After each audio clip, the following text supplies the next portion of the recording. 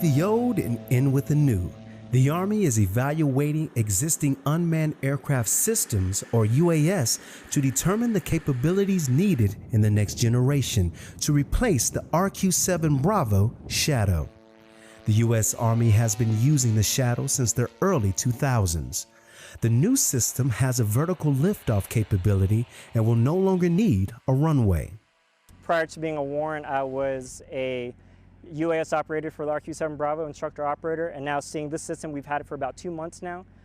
The biggest difference is that the vertical takeoff, obviously one compared to the Shadow RQ-7 Bravo. It's definitely made a big difference. It's a step in the right direction. We know this is the final product that we'll be getting in the long run, but it's definitely a right step. It's everything that we'd be looking for in the system to definitely upgrade the RQ-7 Bravo.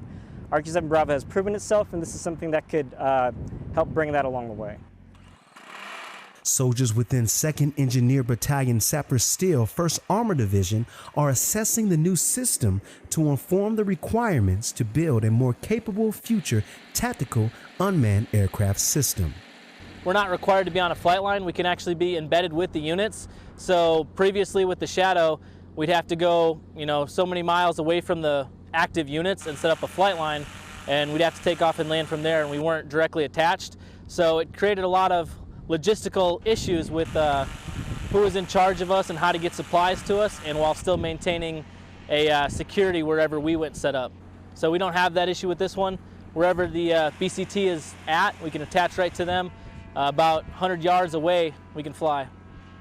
The Army is testing 4 off-the-shelf systems across the force as it prepares to replace the Shadow, leaving it in the dark. Reporting from Fort Bliss, Texas, I'm Army Staff Sergeant Alon Humphrey.